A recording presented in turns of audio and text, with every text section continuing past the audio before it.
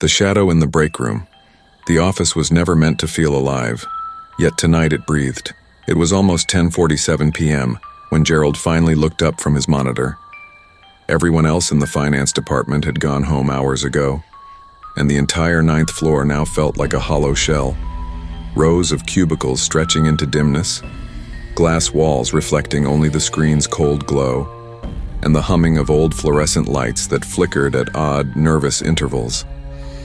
He rubbed his eyes, yawned, then saved the file he'd been working on. As he closed the folder, a soft tap, tap, tap echoed from somewhere behind the printer station. He froze. "Hello?" he called out. No answer. Only the tapping, slow, irregular, like fingertips dragging across metal. He stood up and peeked over the cubicles, expecting maybe the security guard making rounds. But the hallway was empty. Even the motion-activated lights stayed off. Gerald exhaled. "I've been here too long," he muttered. He grabbed his mug and walked toward the break room to refill his coffee. The corridor felt colder than usual. The hum of the lights above him stretched and thinned, like the building itself was holding its breath. As he neared the break room, he noticed the door was slightly open, but he was sure he'd closed it earlier. When he pushed it, the light inside flickered violently, once, twice, before stabilizing. Everything looked normal at first glance. The fridge humming, the microwave blinking 12ing, chairs tucked neatly under the long table. Then he noticed the wet footprints. A trail of dark, shimmering marks led from the sink to the far corner of the room. Bare footsteps, and too large to be his. His throat tightened. "Is someone in here?" Silence. He followed the footprints with hesitant steps. They stopped right at the supply cabinet. The metal door was closed, yet something seemed off. A faint scratching came from inside like nails dragging along the inner surface. The hairs on Gerald's arms rose. "Security?" he whispered, though he already knew it wasn't. The scratching grew faster, then it stopped.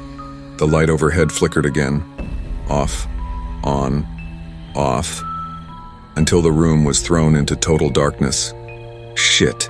When the lights came back, the cabinet door was slightly open. Gerald staggered backward. "No, no, no!" A cold draft seeped out from the darkness inside the cabinet. The temperature plunged, his breath fogged. The room smelled of stagnant water and something older, like rotting wood pulled from a riverbed. Then he heard it, a wet inhale, coming from the cabinet.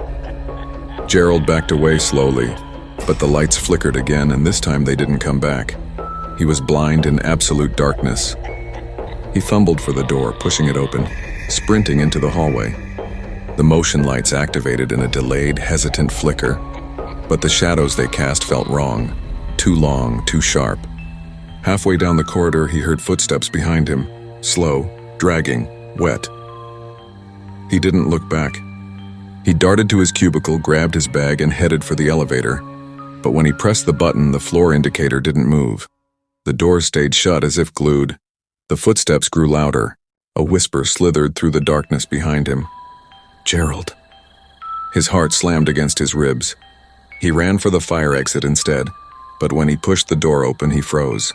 The stairwell was flooded, ankle-deep water shimmering in the emergency lights. And floating on the surface were more footprints, dark, glistening, leading downward into deeper shadow. Behind him, the whisper grew closer. "Come back. Finish your shift." Gerald dashed into the water, splashing down the stairs, not caring where it led, not caring how deep it got. Only one thing mattered: get away.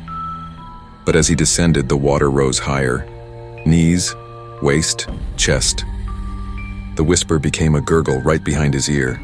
And above, on the landing, the office lights finally went out. No one found Gerald the next morning. Only his mug was left on his desk, still warm, faintly shaking as if someone had just set it down.